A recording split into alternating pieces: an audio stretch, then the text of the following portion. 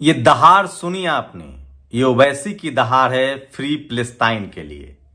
राजस्थान की एक चुनावी रैली में ओवैसी ने जिस तरह से दहाड़ा, पूरी दुनिया के लोग इसी तरह से दहाड़ रहे हैं और कह रहे हैं कि आजाद फिलिस्तीन अब सपना नहीं है, ये सच होगा। सोचिए, सोशल मीडिया ने कैसे इस देश में सबसे बड़े आतंकी प्रधानमंत्री बेंजामिन नेतन्याहू को बेनकाब कर दिया है। सोचिए कीमत क्या होती है पत्रकारिता की। अल जजीरा की एक महिला पत्रकार को मार दिया गया है। मारने वाला का कहना है कि यह हमास ने मारा है। सोचिए, एकमात्र अल जजीरा ऐसा चैनल है जो फिलिस्तीन में जाकर गाजा पट्टी में जहां बमबारी हो रही है वहां रिपोर्टिंग कर रहा है। लेकिन भारत के किसी पत्रकार को देखा कोई खरोच आते हुए? क्या क्या ड्रामा नहीं हुआ। रूम से वीडियो बनाए गए, सड़कों की वॉकिंग की गई। एकमात्र टीवी 9 का मनीष नाम का पत्रकार गया फिलिस्तीन, वो भी वेस्ट बैंक में, जहां उसको किसानों ने अंगूर खाने के लिए दिया। असली पत्रकारिता तो तब होती जब जहां बम गिर रहे हैं आप वहां जाकर रिपोर्टिंग करते। लेकिन खबर यह नहीं है। खबर यह है कि लगभग 60 देशों ने अपने जहाज, अपनी मिसाइलें, अपने टैंक और अपने सेना को तैनात कर दिया है इजराइल की तरफ। अब इजराइल का मोनोपोली चलने वाला नहीं है और फिलिस्तीन के पर जो 75 साल से वो घोषित अत्याचार कर रहा है उसका एक एक का हिसाब देना पड़ेगा। ये नक्शा देखिए, 1947 में फिलिस्तीन कितना बड़ा देश था और आज फिलिस्तीन क्या हो गया है। तो सोचिए, ये बात हिंदू मुस्लिम का नहीं है, यहूदी मुस्लिम का नहीं है। पूरी दुनिया का शायद ही कोई ऐसा नागरिक हो जो फिलिस्तीन के साथ ना खड़ा हो। लेकिन सोचिए आप, यहां भारत में भक्त हैं जिनको हिंदू मुस्लिम दिख रहा है, यहूदी मुस्लिम दिख रहा है। नमस्कार, मैं शंभू कुमार सिंह और आप देख रहे हैं नेशनल दस्तक। फिलिस्तीन को लेकर पूरी दुनिया में युद्ध का मैदान तैयार हो गया है। क्या अमेरिका, इंग्लैंड जैसे देश एशिया को युद्ध में धकेल रहे हैं? लगता तो ये। सोचिए अमेरिका कितना शातिर है, वो इजराइल से फिलिस्तीन पर हमला करवा रहा है। लेकिन वही अमेरिका अपने पड़ोसी देश क्यूबा पर हमला नहीं कर पाता। वो कितना डरपोक है, क्योंकि उसे पता है कि युद्ध में सिर्फ बर्बादी होती है।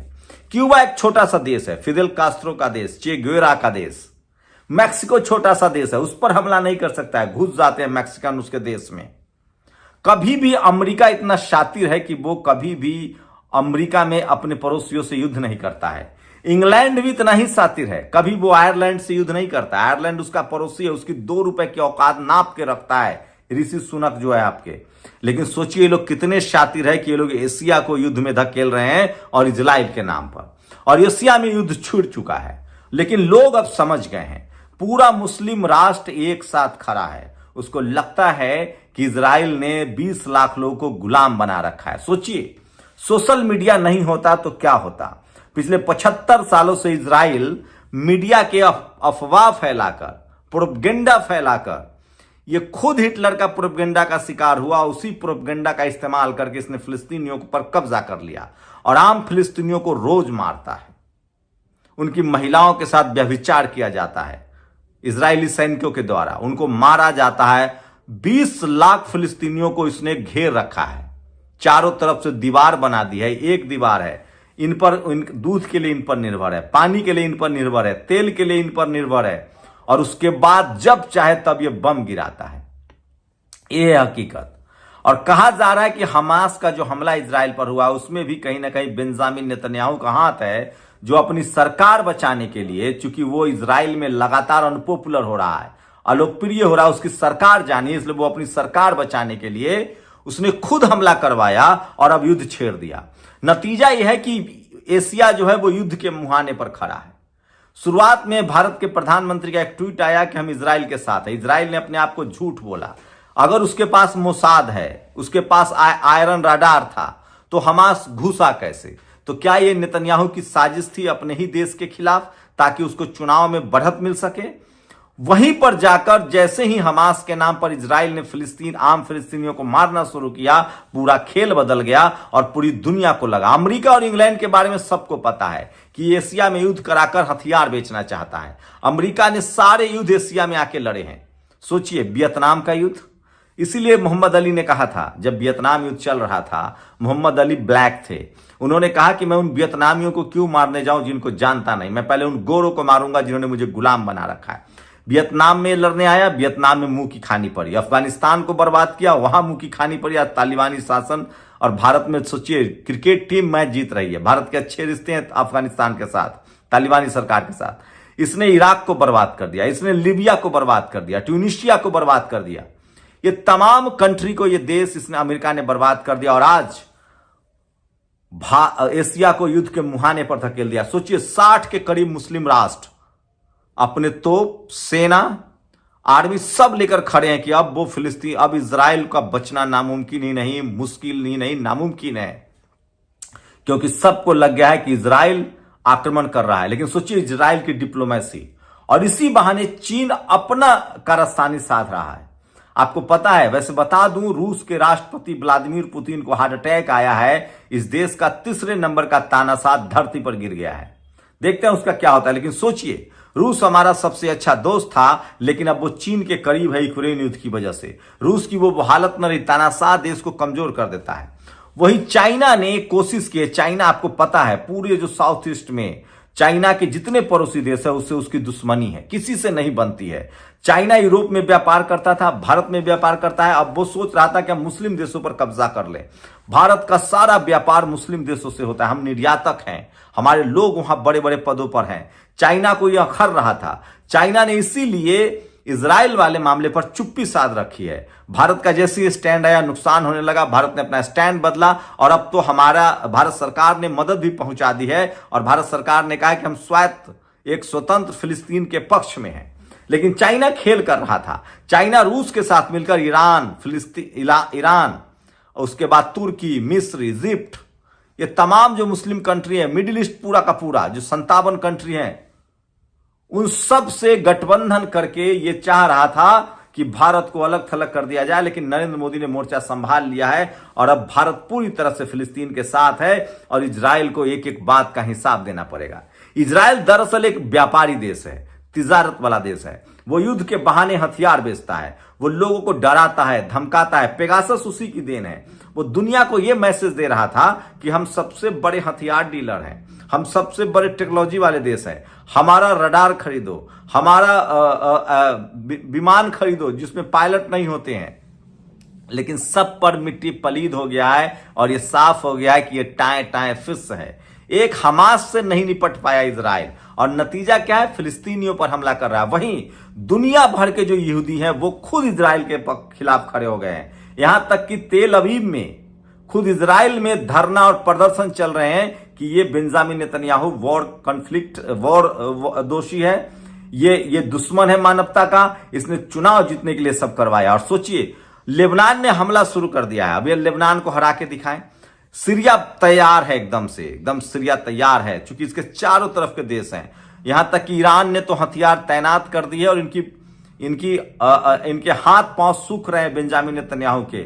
और सोचिए बेंजामिन नेतन्याहू ने अपनी करनी से लगभग 70 लाख यहूदियों की जिंदगी को खतरे में इसने डाल दिया है। अपने ही लोगों की जिंदगी, रोजी रोटी के खतरे में डाल दिया है। लोग बंकर में रह रहे, ऐसा नहीं कि ये खुश हैं, घूम रहे हैं। भारतीय पत्रकार जो आपको दिखा रहे हैं वो सच है कि इजरायली डरे हुए हैं, इनकी सांसें फूल रही है, बंकरों में बैठे हुए हैं।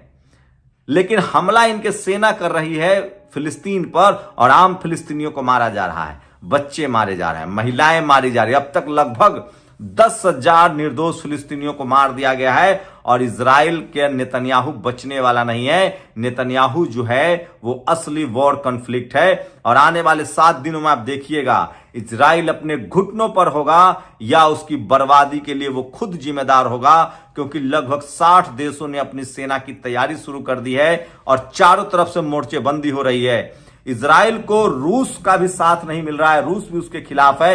एक तो तेल के एक एक बूंद के लिए अब इजराइल तड़पेगा, क्योंकि जितने मुस्लिम कंट्री हैं एक बूंद तेल देने वाले। तेल कहां है? तेल या तो साइप्रस में है, वो देगा नहीं, स्पेन में है, वो देगा नहीं। सबसे बड़ा तेल सोर्स मुस्लिम कंट्री के पास है, वो देगा नहीं। रूस उसके खिलाफ है, रूस के पास तेल है, रूस देगा नहीं।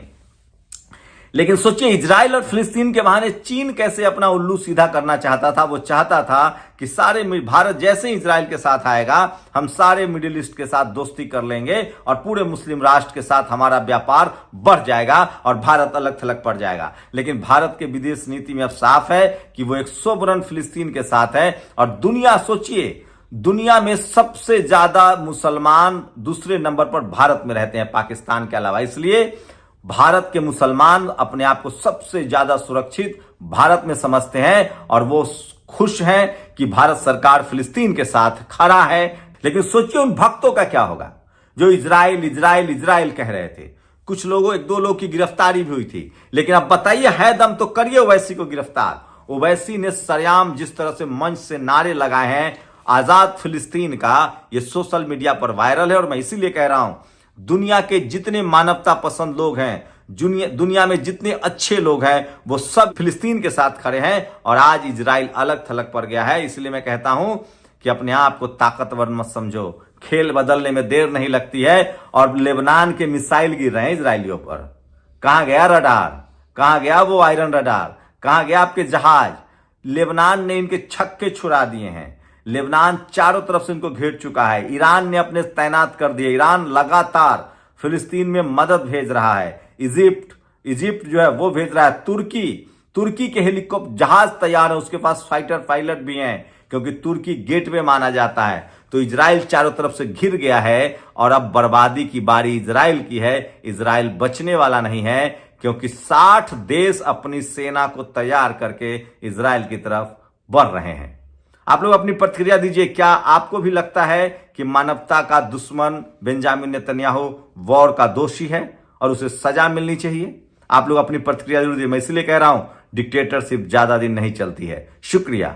नेशनल दस्तक की आपसे गुजारिश है कि अगर इसको बचाना चाहते हैं तो नेशनल दस्तक को सब्सक्राइब करने के लिए रेड कलर के सब्सक्राइब बटन को दबाएं, फिर बेल आइकन की घंटी दबाएं। नेशनल दस्तक को बचाने के लिए बहुत जरूरी है कि हर खबर को शेयर करें, लाइक करें, कमेंट जरूर करें।